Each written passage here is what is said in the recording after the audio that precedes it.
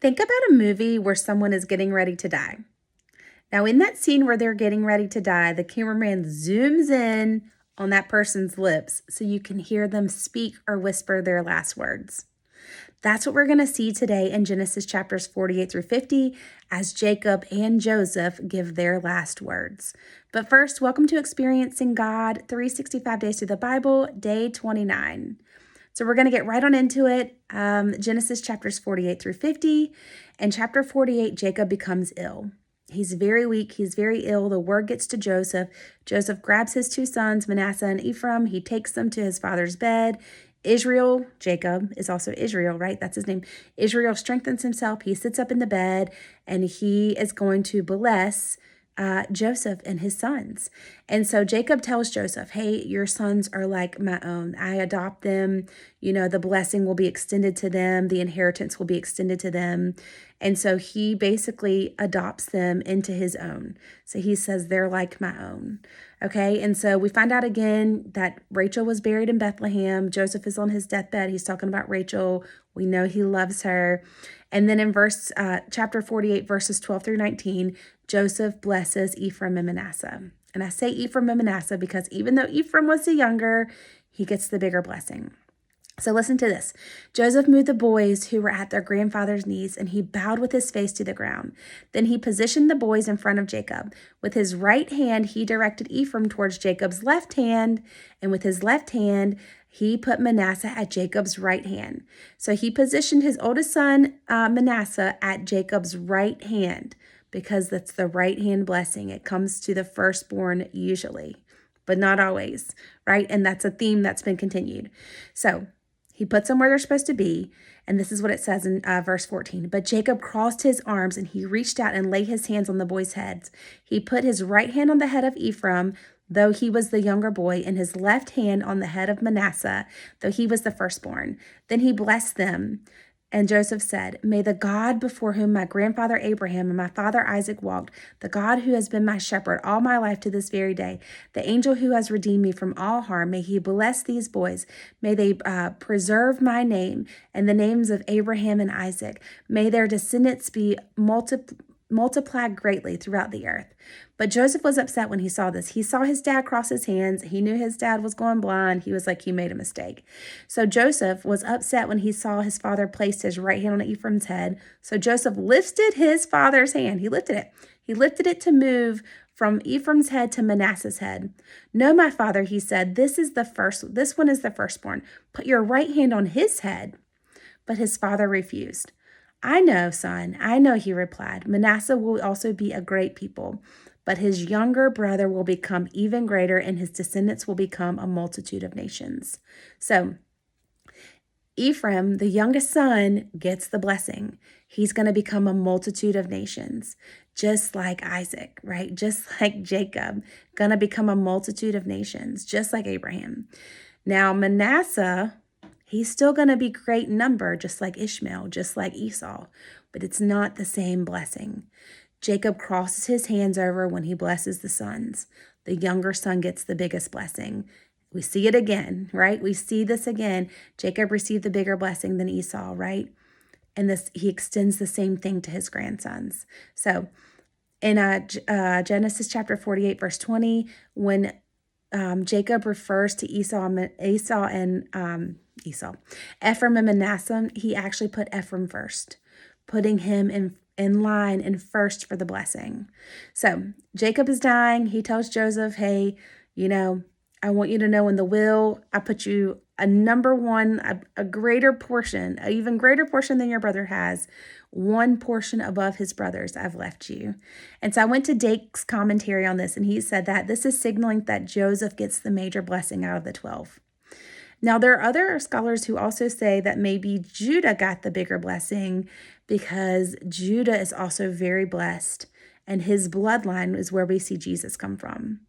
But financially, right here, Joseph got one major blessing above the other brothers, all right? So here we are in the story. Jacob's going to speak his last words. He's going to call his 12 sons together. Some of the words are going to be a little salty, so let's zoom on in. So Jacob's last words to the 12 tribes of Israel. Jacob was Israel. His sons were the 12 tribes. Reuben was the firstborn. He said, Reuben, you're unstable as water. You shall not excel because you defiled your father's bed. The blessing here skips the firstborn. That's a theme we've been seeing. The blessing skips the firstborn because he was lustful. Then he goes on to Simeon and Levi, and he groups them together. And he said this, you're instruments of cruelty. You're cursed by your anger. You will be divided and scattered. The blessing then skips both of them because of the way they slaughtered the men at Shechem. And Jacob's like, I don't want my soul tied to yours in this. I want to be blameless before God with this. So we go to the fourth son, who's Judah. This is what it said. It said, your brothers will praise you. You will have your hands on the neck of your enemies. Your brothers will bow down before you. The scepter shall not depart from Judah. Right? Jesus is king. The scepter shall not depart from Judah. He will make the law and the people will be obedient. Now, Zebulun, he's going to be a haven for the ships. He's going to border and adjoin with Sidon. And then Issachar, he's sandwiched between burdens. It says he bows to the burden and becomes a band of slaves. Dan shall be a serpent by the way. He's loose in his morals. Gad will be trampled on, but shall triumph. Asher's bread shall be rich, which means he's going to be bountiful and prosperous. Naphtali is like a deer that's been let loose, a wild animal, but he uses beautiful speech. Joesph will be fruitful through Ephraim and Manasseh. Blessings of Jacob's ancestors shall be upon the head of Joesph. He's going to be blessed. His generations are going to be blessed. Benjamin, it says, Benjamin, you're like a ravenous wolf. You're going to devour your prey, but you're also cunning and courageous. What kind of last words are these?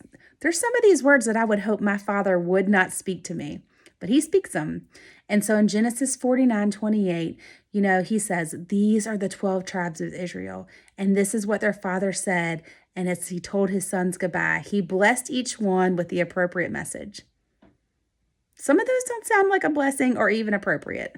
We might need to mind our words a little bit.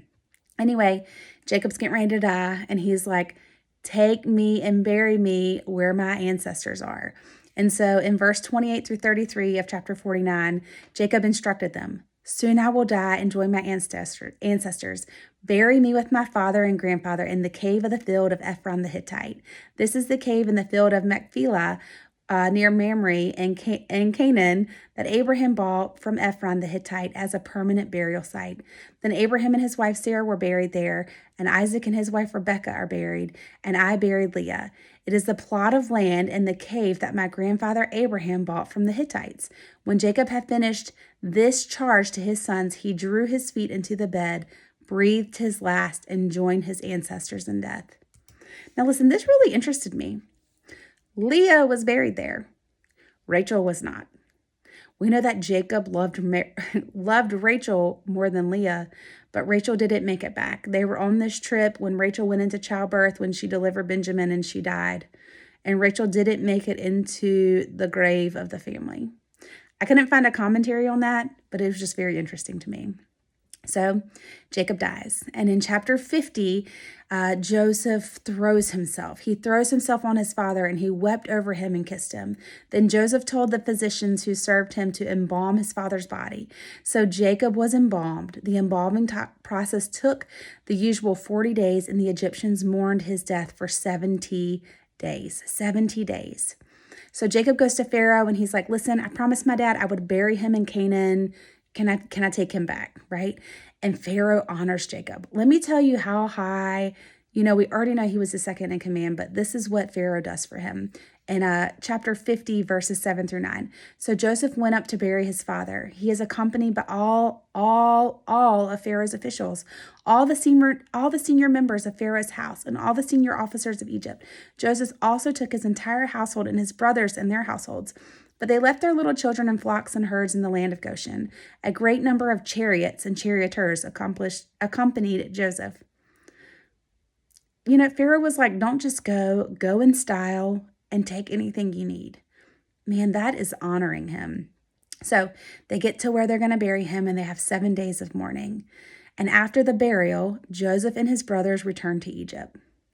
Now, for some silly reason, Joseph's brothers start to get concerned that Joseph is going to, go after them or try to punish them for what they've done. He had the opportunity to do that many times and he didn't. This is what it says in chapter 50, verses 17 through 18. It says, they sent a messenger. They sent a messenger to Joseph, and this is what they say. Please forgive your brothers for the great wrong they did to you, for their sin in treating you so cruelly. So we, the servants of God, of your father, beg you to forgive our sins. When Joseph received this message, he broke down and wept. Then his brothers came and threw themselves down before Joseph. Look, we are your slaves, they said. Again, they fell down before him, fulfilling prophecy. So they sent this message saying, our father said this, please don't hurt us. And Jacob reassures them. He shows them great mercy. This is what Joseph says to them in verse 19 through 21. Joseph replied, don't be afraid of me. Am I God that can punish you? You intended to harm me, but God intended it all for good. God intended it all for good. You tried to hurt me, but God meant it for good. He brought me to this position so I could save the lives of many people.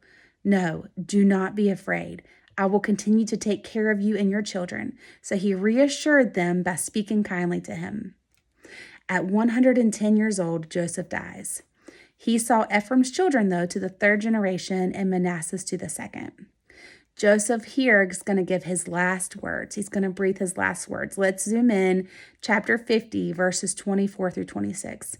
Soon I will die, Joseph told his brothers, but God will surely come and help you and lead you out of this land of Egypt. He will bring you back to the land he solemnly promised to give to Abraham, to Isaac, and to Jacob.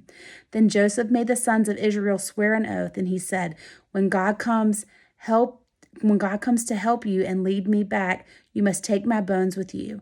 So Joseph died at the age of 110. The Egyptians embalmed him, and his body was placed in a coffin in Egypt. This is Joseph's last prophetic word, that God will lead them out of Egypt. He's telling them, God's going to come help you. He's going to lead you out of Egypt.